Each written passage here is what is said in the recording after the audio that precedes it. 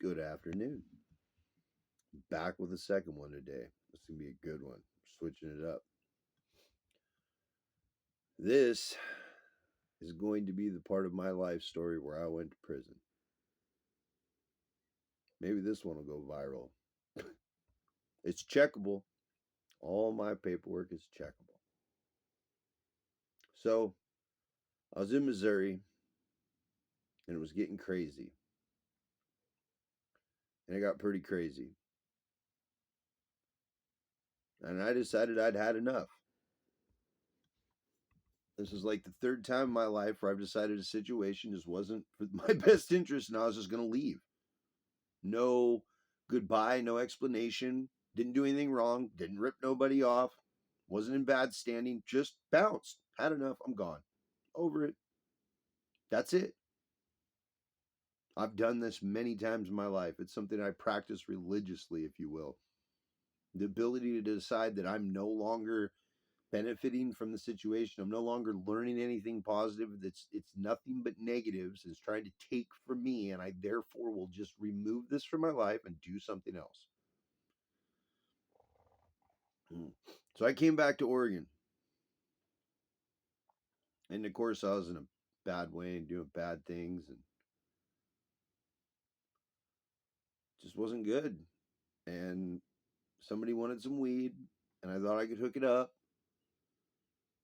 So I went to hook up some weed and I only got half of what I was supposed to get. So I said, fuck the whole deal. I took two friends with me and I went back to Washington State. And sold off the weed and was living in the hills in this little town. And it eventually led into my friends going back to Oregon and me being up there by myself and deciding to get back into meth. Surprise, surprise. And so I did, and I got a whole bunch of crazy shit up in Washington. I was living with this guy named TJ Dobbs. You know why that name's important? I was the first man that ever told me in a court of law. And he had a buddy named Ryan Araya. Both of them told on me. We'll get there. So me and TJ, he's remodeling this house for whoever, I don't know. So they're letting us live there for free, and it's just a dope house. We're just getting high and doing dope. And I'm growing weed up in the mountains. And I'm trying to big crop off, and somebody steals the plants. There's like 80 of them. So I make this homemade anti-personnel tripwire device bomb, and I got it in my closet, and I made it back out in the woods, and I'm gonna tell the same three people, whoever stole them from me, that I'm putting more out there, but I was gonna tripwire this thing, not tell anyone, get somebody for stealing my crops. Very twisted, 20 years old and wanting to kill people for no reason. Bad. Well, they raided our house. I thought we had a meth lab. We didn't have a meth lab. None of us were intelligent enough to make drugs. We all are just doing them. And so they come in, MP5s in my face. You know how it is. You know how police raid goes. Drag us and cuff us. Well, they just zip tied us, in the middle of the living room. They're searching all the house. I leaned over to TJ and I said, listen, man, this house in your name. There's no drugs in my room. I don't know nothing about the drugs. You don't know nothing about the bomb. And he was like, he looked at me and he realized, holy fuck, there's a bomb in this house. And he goes, okay, bro, cool.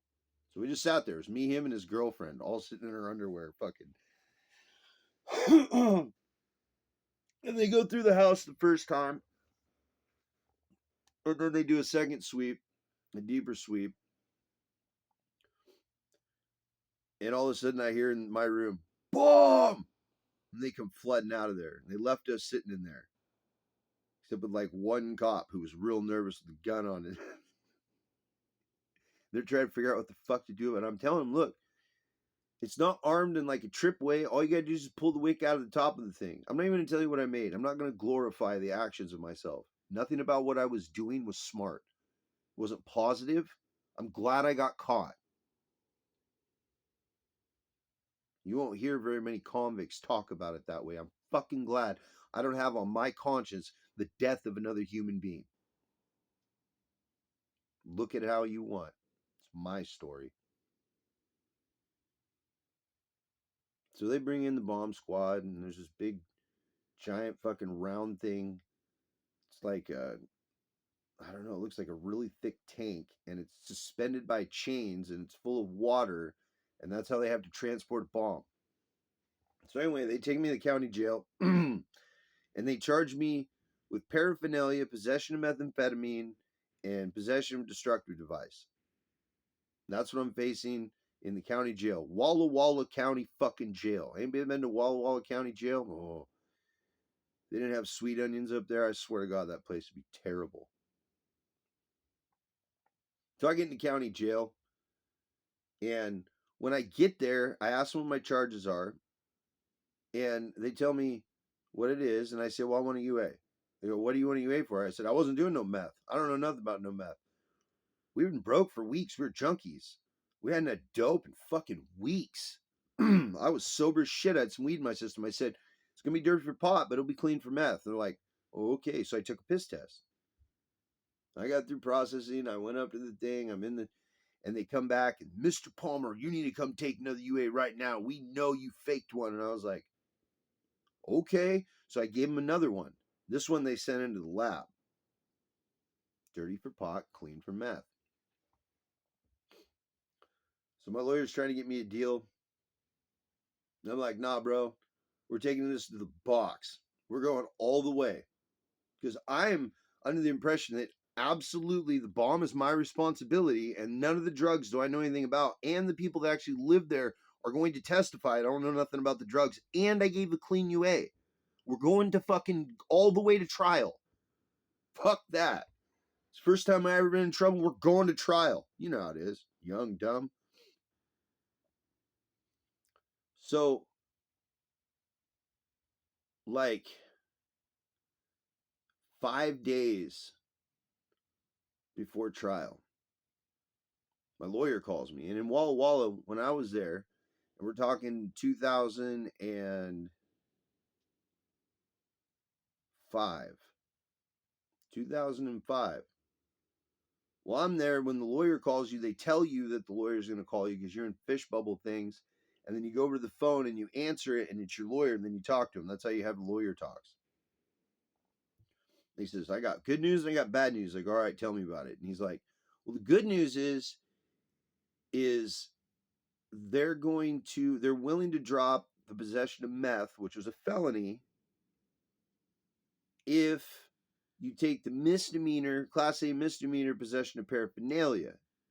And I was like, well, that is good news. What's the bad news? He goes, they've dropped the bomb charge and the feds have picked it up. And I'm like, fuck. So I take my misdemeanor charge. They give me time served, give me probation or some stupid shit, ship me out to Yakima. I think it was Yakima. Send me to Yakima jail. And they give me, it was like $100,000 bond or something. And my parents put their farm up and they bond me out. And so I'm on pretrial release for like 11 months. And I'm required to stay sober. I'm required to have a job the whole time. I'm like, and I do all that. I do everything that I'm supposed to do. And then I get sentenced. And it's my first felony. I've never had a felony. And possession of a destructive device is a Class C felony in the feds. No enhancements. I was on the lowest part of the chart. My first felony, and it's federal bomb charge. Well, since I did everything right and I was 20 years old and I didn't have this huge criminal record, they offered me 18 months in a federal halfway house. There's nobody else on my case, just me. 18 months. That's all I had to go do was in a federal halfway house. I wasn't about that life.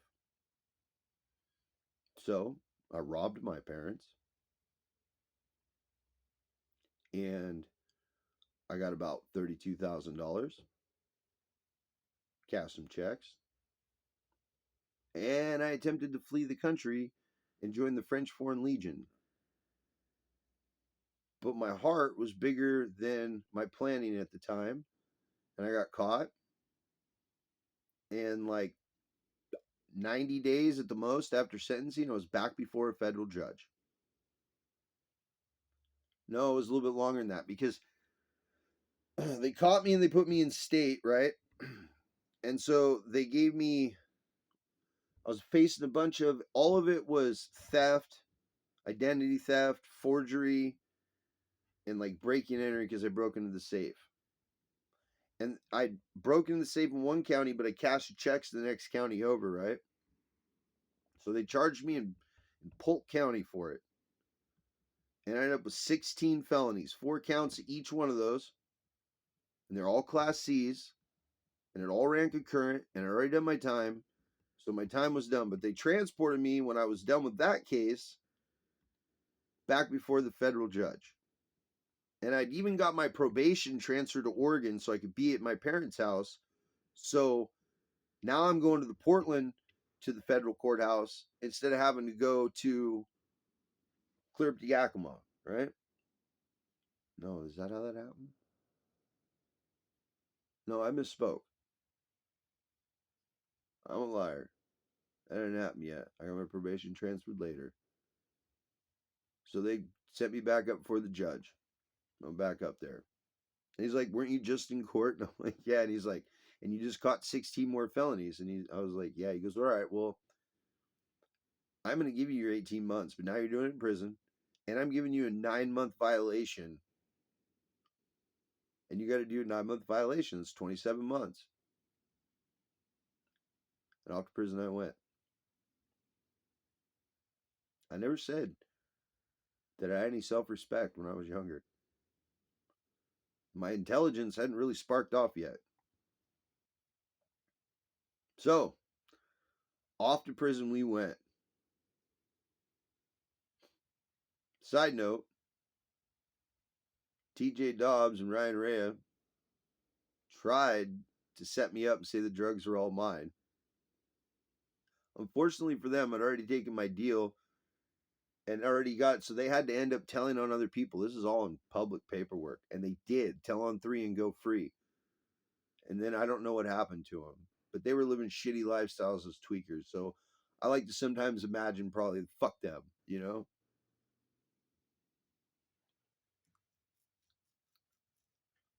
So, anyway,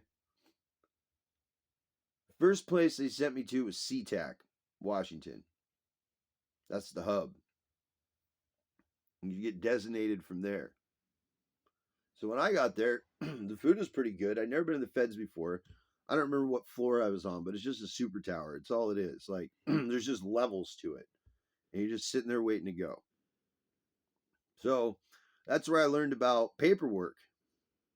Like it really wasn't a thing in county jail. Like we all talked about, nobody even had the concept really because there was no convicts in there. But as soon as I got to SeaTac, you got your PSI report, pre-sentencing investigation. It says everything about you, what you've ever been charged with, if you've ever worked as an FBI or any other kind of informant. It says everything. If you have sealed files anywhere that pertains to your name and your social security number, all of those things are on the pre-sentencing investigation report.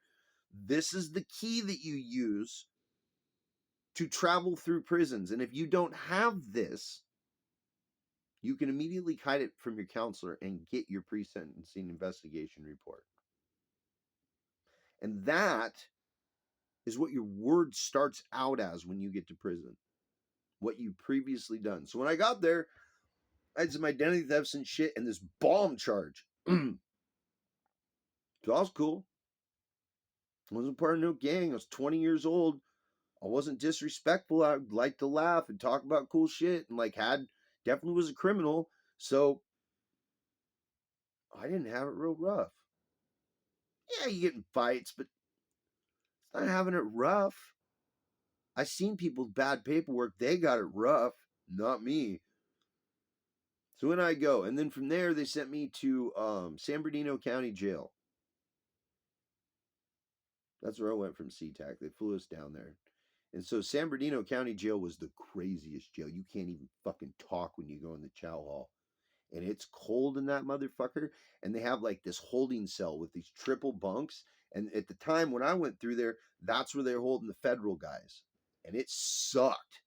Oh, it was bad. And we're all by ourselves. We weren't even allowed around the other county jail. We were like federal sentenced inmates, and we were headed to prison, and we were kept separate from everybody else. But we're anyone from like mass murderers is just like campers. Everybody's in the same pot. Didn't matter. You're going to the feds. This is your units. It's real hodgepodge of people. You get to start to learn a little bit right there in that San Bernardino because you're already around real people. A lot of these people already been to prison once or twice, or they're lifers on the installment plan, and they know what time it is. Let's start working out with a couple of guys and lifting bags of water and doing dips. You know how it is. Upside down push-ups off the wall, and like started working out. I finally got shipped out of there. I was there for like 48 days or some shit. It was crazy. You know where I went to the first place?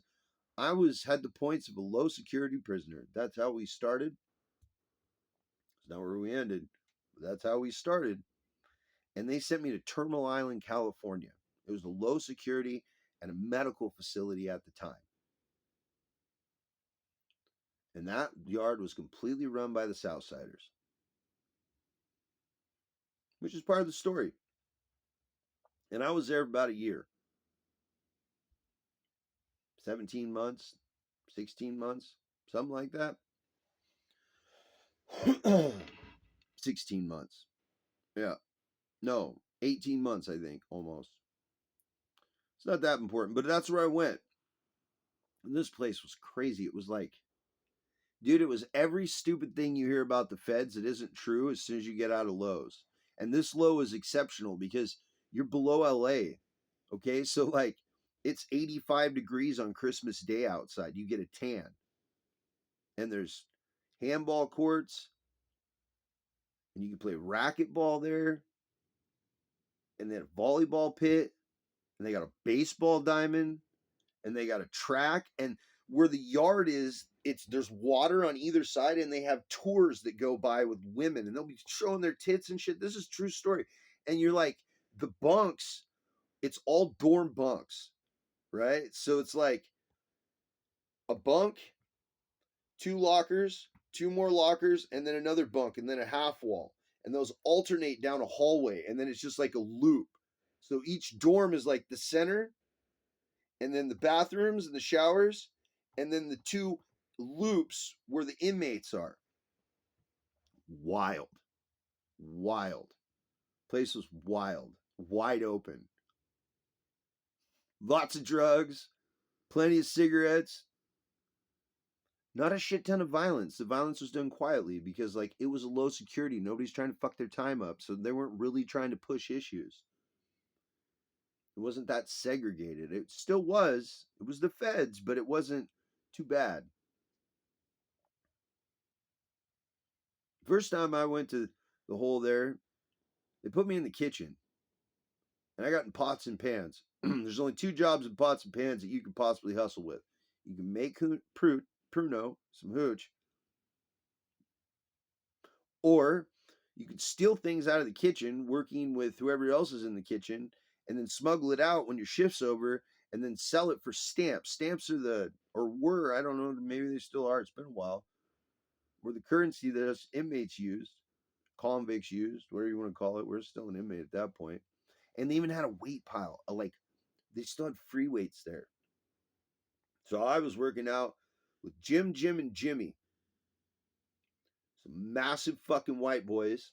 They weren't on no political shit. They weren't on no racist shit. Well, one of them might have been. Fucking 6 days a week, we worked out one of our muscle groups. And those three men were the ones that taught me health and fitness and how to work out. And I got huge. At one point, when I was 20 years old, almost 21, I was 210 pounds, and I could put up 250 pounds on a flat bench. That's way more weight than my frame is supposed to accept, even with the extra muscle. I know the dynamics of it. And I hurt myself doing it. But I got big, big. And I also got into heroin again. I was getting high and hanging out with the fellas and doing whatever and smoke a little weed here and there, and then started bringing child molesters on in the yard. Like there might have been a few, of course, it's a low, right? But like this was like slowly transferring over into a protective yard for child molesters. And this dude off that show Dateline to Catch a Predator came into our unit, and I said I'd handle it. I never signed up for a dummy mission before. And I had a special place in my heart for fucking child molesters.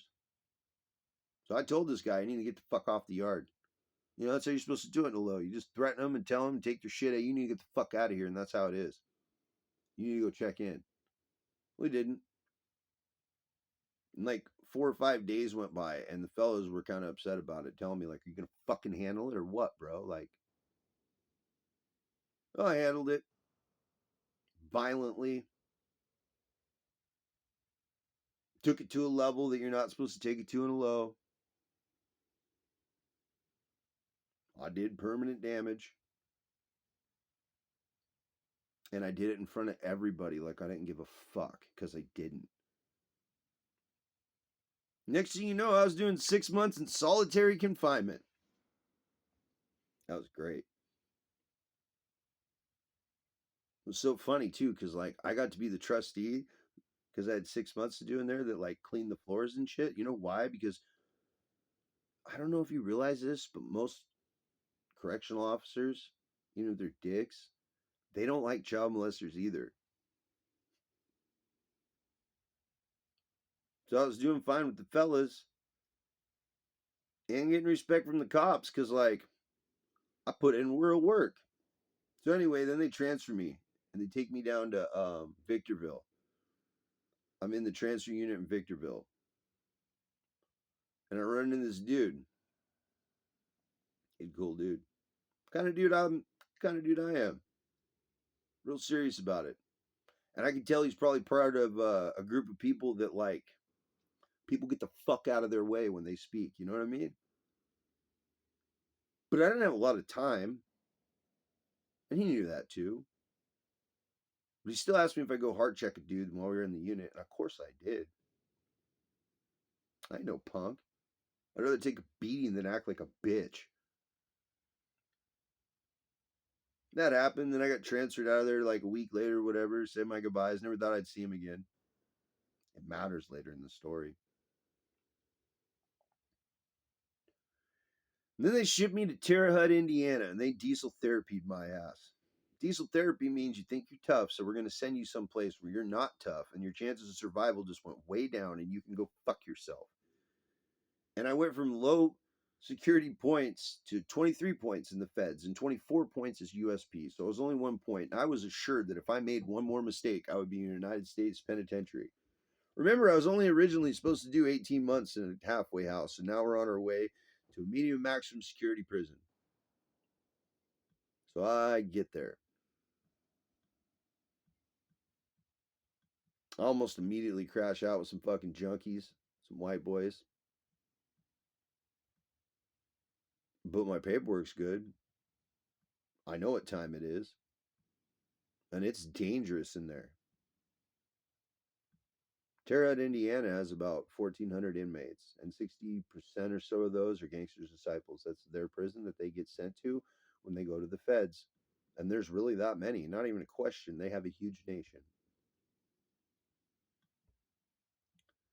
And if you're white and you're not a gang member, you ain't got fuck all coming.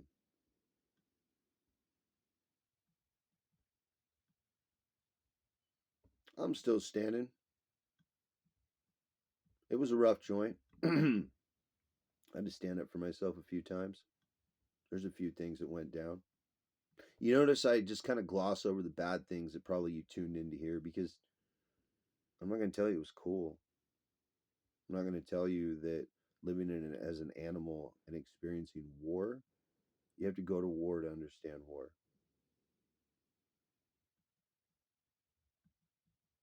I watched a man bleed out right in front of me. I watched time stop and I watched every drop drip from him. I watched that. I was 21 years old. Up close and fucking personal, you know? It's moments like that when you realize whether or not you fear death and whether or not you're a man or if you're a coward. And I know that sounds like so cliche and so, but it really builds your character when you have to face death and you face it on a battlefield. And for those that have been to war, I don't have to tell you. And for those that haven't, I pray you never go.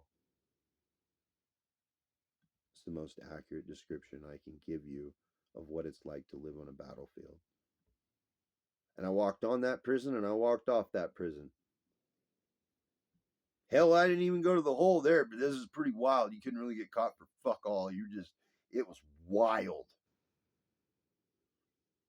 Wild. So I paroled out of there, right? But I had a case pending in Oregon. Remember, I said it happened in two different counties? So, two different counties had charged me with the same shit. Like, fuck. So, they let me ride the Greyhound back. It's probably to hang myself. They thought I'd flee or something. But I came back and I went to the federal halfway house in Washington, clear out in the desert in eastern Washington. And I was there for like 2 days. And then they transferred. They said I had to go to Oregon and turn myself in. So, my pops came and got me and drove me back down there. And I go back to and they face it again, but this time it's double jeopardy, and I didn't realize what that means. But double jeopardy is they can't charge you. It's an Oregon crime spree law. They can't charge you for multiple counties with the same charges and then enhance you because it was all the same crime. But I didn't know that. So when I got there, they recharged me the same 16 felonies, and I was facing a lot of time now because I had a bunch of fucking felonies. And like the mandatory minimum wasn't there yet. It wasn't 27 months. I don't even know if it's raised now. It's been so long since I've cared about these kind of laws. It's been so long since I've committed crime.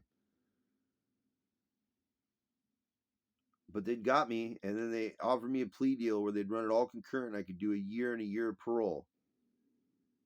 And I was fucking, I'd been down already for 27 months. So it was another 13. So I just signed my name on the dotted line. Let's go to prison. So off I went to prison.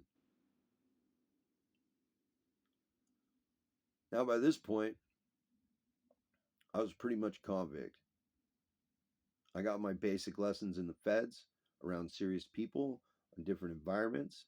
I got to learn different levels of the war and the players involved and how to survive and how to thrive. It either makes you or breaks you. And I had it figured out. So then I get to state, and the first thing they do in Oregon is they send you to Coffee Creek. And it's a women's correctional facility, and there's 2 units or 4 units or something where you get designated, right? You got to wait to go figure out where they're putting you in prison. Well, I think it was like the third day there. I think it was like the third day there. And I'm there. Some guy sits at my table.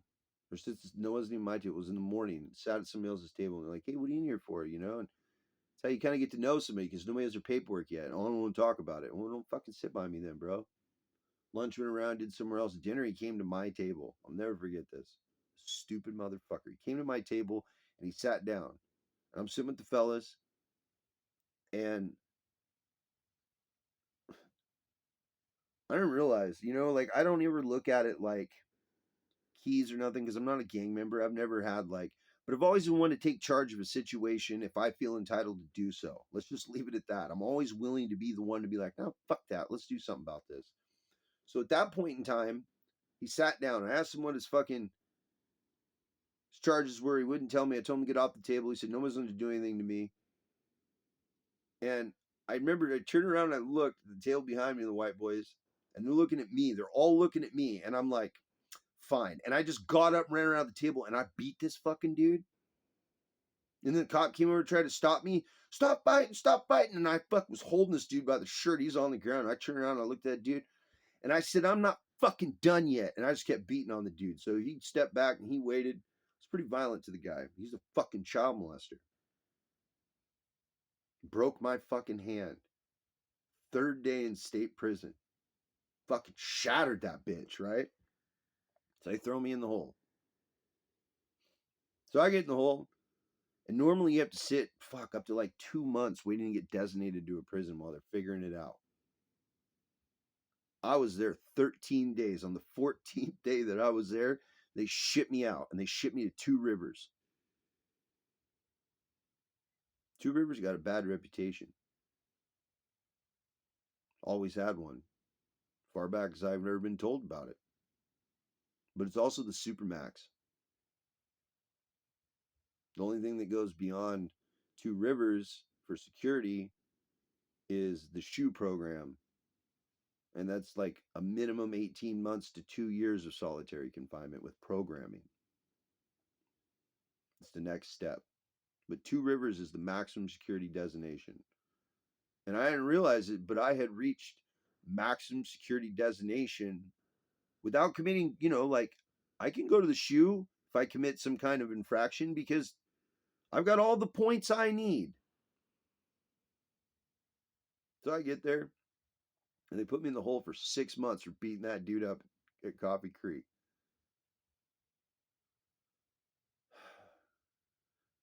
So I played, what kind of ding biscuits can we eat? And what I mean by that is they give you different psychotropic drugs if you say you're hearing voices, things like that. So you just sham them and you can do these different drugs and other people get different ones. The next thing you know, you're sharing different pills and you got uppers and downers and sidewaysers and ones that tranquilize you and like it's a drug smorgasbord. And that was my 6 months. Just hung out with some people I knew, slept through it. And they let me out on mainline. And I was in, I think, Unit 11. There's 2 units at Two Rivers, or there was when I was there, that were for maximum security prisoners. And they just wanted you to program, and you could lower your points and get out of there. So I finally get out of the hole, and I finally get to see my counselor. She goes, Mr. Palmer, you're in the wrong prison. I go, I know, I heard all about this place. As soon as you let me out into the hallways, I'm going to fucking hurt people. And she's like, listen, if you'll just program for me for 60 days, I will send you to your prison of your choice. And I was like, you send me to USP behind the walls? And she's like, wherever you want to go. I go, all right, but look, if I'm here 65 fucking days, you're going to have a problem, and I have no problem spending more time in the fucking hole. So I did good. I fucking did great. I didn't cause no shit. I did everything I was supposed to do.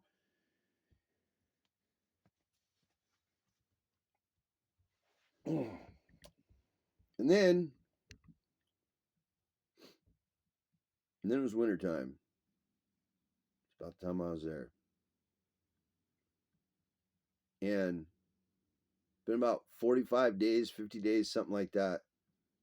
And all of a sudden, we just got locked in our cells, and there was this huge crash. This huge crash. And we're looking out of our thing, and the ceiling is collapsed in our unit. Pipes froze, got so heavy, fell through the ceiling. And so, in the middle of the night, they bus all of us over to Snake River. Now, Two Rivers has a bad reputation, and none of us have our paperwork. And we're bussed over in the middle of the night, and then we're just put in a general population. And everyone knows it. So, that afternoon, I get heart checked immediately. Hey, where are you from? And I got a few white boys singing their fucking tough sitting around me, and they're like, yeah, where are you from? I'm like, yeah, I just came from Two Rivers. What's up? And like, oh, yeah, what are you in here for? Oh, I'm fucking in here for fucking multiple crimes, and none of them are sex related, blah, blah, blah. And then about that time, someone from because we're in the TV room, it's where all this violence always happens. They come get you in the TV room, they rat pack you. I approve of it. If you got bad paperwork, get rat pack, punk. The guy in the front of the TV room turns around and says, I'll fucking vouch for him. I watched him smash a no good out just this year at Two. He got there and beat the fucking brakes. And another guy behind me said, oh yeah, man, fucking same thing. And I'm like, they're like, oh, you're cool. You can sit with us and all. And I'm like, yeah, bro, look, check it out. I came out of the feds and like whoop-de-whoop. And I started breaking it down. They're like, oh shit. So now I'm good. Right. And then I even see one of my enemies at Snake River who's undercover, and he had sex with a little chick, like a young chick. So I tell the fellas, hey, check it out. See homeboy over there? Double check his fucking paperwork, and you'll see. And then when you figure it out, I'll use that dude and I'll wreck out. So they'll put me in the hole here and I can stay here with you guys. I don't want to go back to Two Rivers. So me and the fellas are figuring it the fuck out, bro. Because I don't want to go back to Two Rivers. I fucking hate it there. I fucking hate it. I start making moves and starting getting shit together, right? Like I'm going to integrate real quick. I ain't got no problems. I have validation. I'm good. Everybody knows what fucking time I've been on.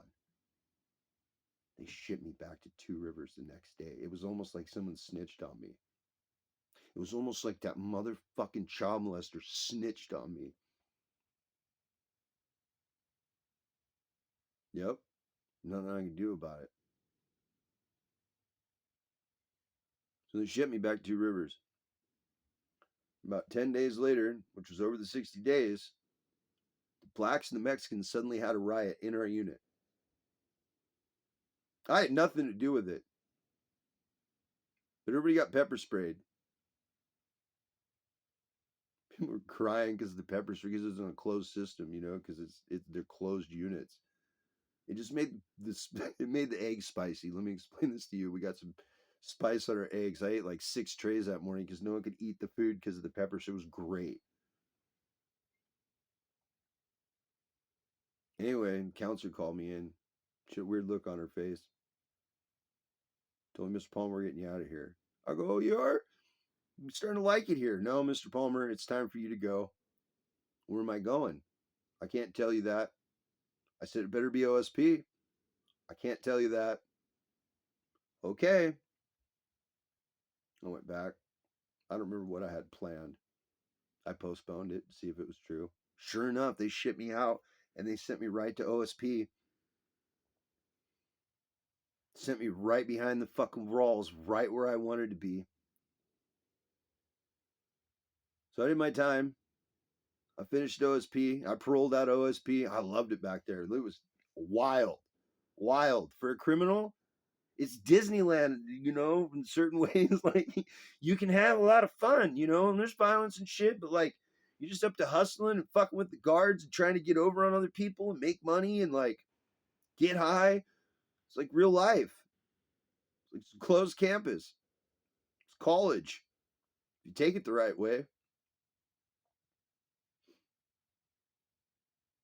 So then I get out. I call my federal parole, and she's like, "You're not allowed to be on the streets. You need to report to the federal halfway house," because I got my shit transferred now to Oregon. While I was in the feds, I did the paperwork and I got my parole transferred to Oregon, so I could go back to Oregon instead of Washington. That's when my parole got transferred. So I go to the federal halfway house, and I get there, and I had to do 6 months. So I do 6 months. Me and my parole officer, we don't get along at all. She's ruthless, Vato. All respect to her. So then I get common law and I have to do another 4 months. So finally, I don't remember how I figured it out, but I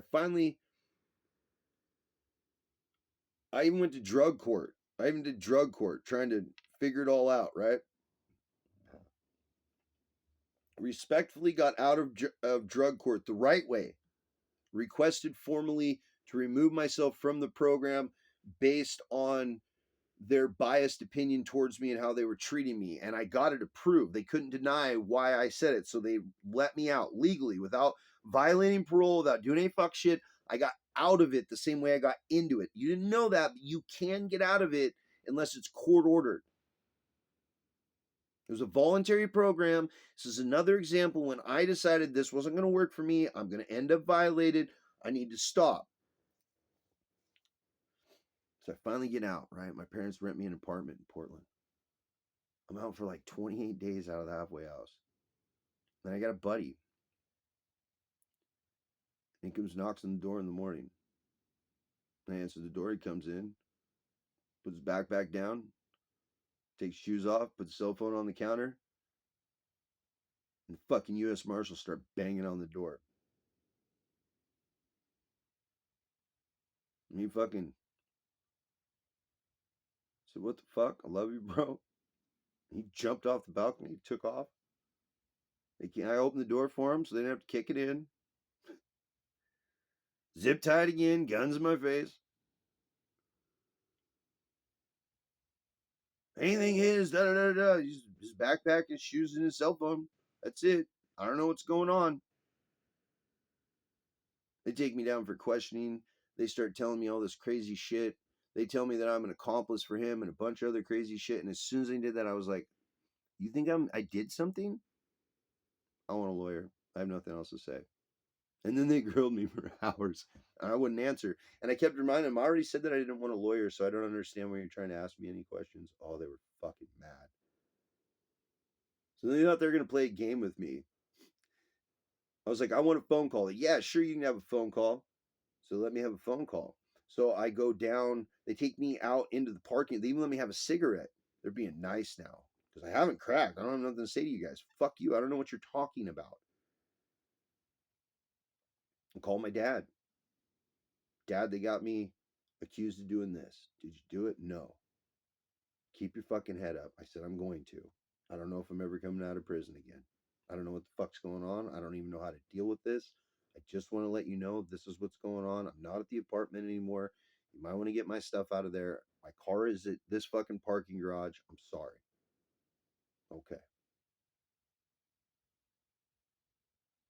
At the end of it, they let me go back to the apartment. They had to let me go. They didn't have anything. And then the next day, they told me I had to go and see my parole officer. Okay. So I go and see my parole officer and I sit down. And she goes, "So I hear you had company yesterday." Yeah, I know. I fucked up. I fucking talked to my friend and she was like, "What about the gun?"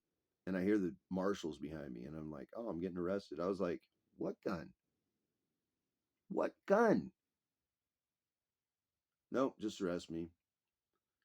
So then on the violations, they say armed robbery, possession of a gun, possession of drugs, and sale of drugs.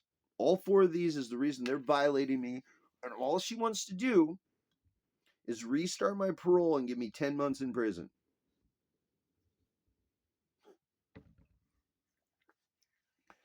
But they can't give me a public defender because the public defender was part of the drug court. So the government has to fit the bill for a private attorney, and he's good. And so they go back and forth. Oh, man, it was the greatest. Let me tell you, the greatest experience of my life. Judge asked her, said, "All right, so what's up with this gun? Did you find Mr. Palmer in possession of the gun, or do you have any fingerprints on the gun? Did he acknowledge the gun at any time? Did he?" "No, Your Honor." "Well, is he being charged with the gun?" "Not at this time." Huh. Come find out there's a gun in the backpack, in case you missed the point of the story. "Well, has Mr. Palmer ever been caught giving a dirty UA or been caught with drugs?" And "No, but we know he's smoking spice." "I see. Is Mr. Palmer being charged with any of these armed robberies that you put on here? Is there any evidence linking to Mr. Palmer at any point in time?" "Well, it's an open investigation." "I see." He looked at me and said, "Mr. Palmer, I don't know what you got going on, and you obviously must have a drug problem of some kind. So I'm going to give you the 10 months in prison, the violation, but that 10 months plus the 19 months, when you originally only had 3 years of parole, when you're done with the 10 months, you're done with the parole and you're cut free." Boom. And he hit the gravel. You know, in the cartoons where their head pops off and the ears have steam coming out of them? I promise I saw that on both their faces. They were stone sober because I know nothing about nothing. The fuck all. And if there was a gun in the bag, it wasn't mine. And if there was a gun in the bag, since that was my homeboy, I would assume because he's a righteous homeboy, he'd take care of his own dirt, right? He'd make his own decision like a real man and not lay that down on someone else, right? I can never imagine that my homeboy do that to me, right? So because I didn't know anything about it, I don't have nothing to do with the situation. They have nothing to do with me about it. It's all paperwork. Never testified on anyone in my entire life. I never would. Literally snitched on myself to save friends. So anyway, off to prison we go again. I get my 10 months. And I turn to my lawyer and I fucking hugged him in my shackles. He goes, "Why are you so happy? You just got 10 months. You shouldn't have got 10 months. I go, "Listen, that judge just said that when I'm done with this 10 months, you'll never see me again. And I promise none of you ever will." And they sent me to Herlong, California. When I got there was just been a race riot. So everybody, the whole prison is locked down. And the way they deal with it in the feds, or at least where I was at, is the shot caller for each gang and each race individually come through, one maybe every couple hours as they get time to move them around. And they go to each unit and they pull their people out and they put them in a room all together where nobody's going to listen to them. And they say how the politics are going to go. And before that, they let the people that are in charge of all these different groups talk amongst themselves and figure out how they're going to solve the drama and how it's all going to be handled. And it was a serious one. So I'm there for like almost 60, 70 days in a 24-hour lockdown, right? You don't get, it's the prison's locked down. Food comes to your fucking cell.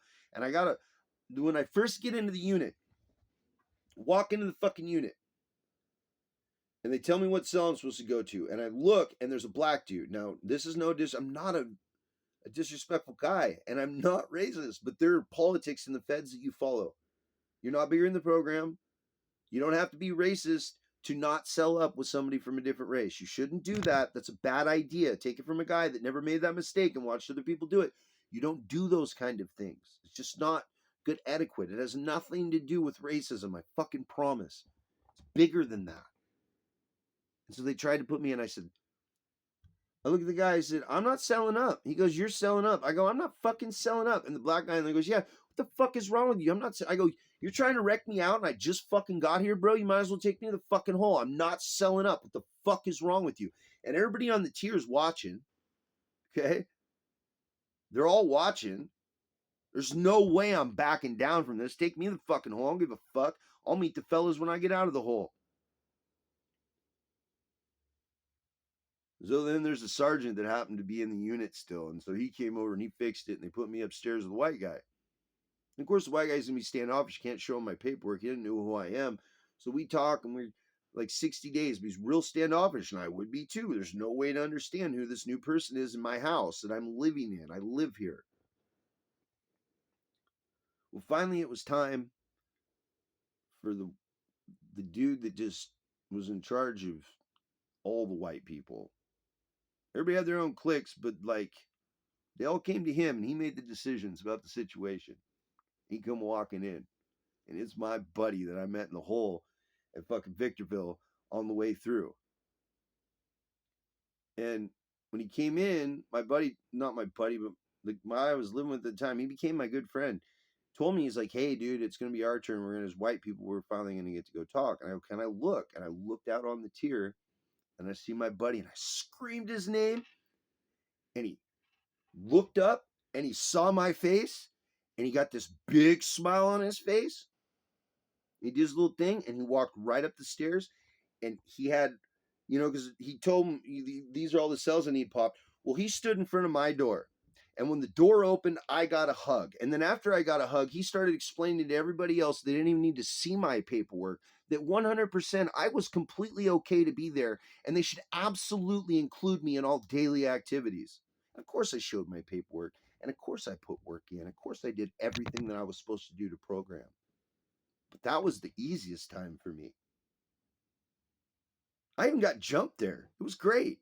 Like, don't think prison's easier. There's something good about it in any way, shape, or form. But I finished it and I walked off that yard like I walked off every other yard. I touched down at 7 prisons and never got checked in or died. I made it. And I kept that promise to myself. And that person that I had become to survive prison stayed locked up. And it took a couple of years to get it under control. And there was a couple of close calls where I might have gotten in trouble again. But I cleaned it up before I even had kids. I got out. April 29th, 2011. It's December 16th, 2024. I must be doing something right. And I did go back to the hole a couple more times. I think I did a total like 18 months in solitary confinement. There was a bunch of violence. There's a bunch of crazy shit. There's a bunch of drug use. There's a bunch of things. And when I left, it was like when I came back, everything had changed in ways that I couldn't even begin to comprehend. And it took a lot of time to get there. This is the end of my life story series. Beyond that, there's a story you'll have to have with me in person. And like beyond that, and how I let go of those things, you shouldn't have to go that far into misery and pain to figure it out. The point of these videos is here's the end conclusions that I reached experiencing massive amounts of pain and violence and anger and sadness and regret and self-hate and all those other things that go with that mentality and that lifestyle where you're a good dude. You're not a bad dude, you're a good dude, and that makes you a good convict. To go from there, it's insanity not to think that you would want to do better than that. And the path that I'm on right now is my attempt to continue to be better than the day before, because there's been a lot of days between that day when I didn't like myself at all. I hated myself. And today where I'm like, I go back and give those memories hugs and grace for the things they went through. Thank you for listening.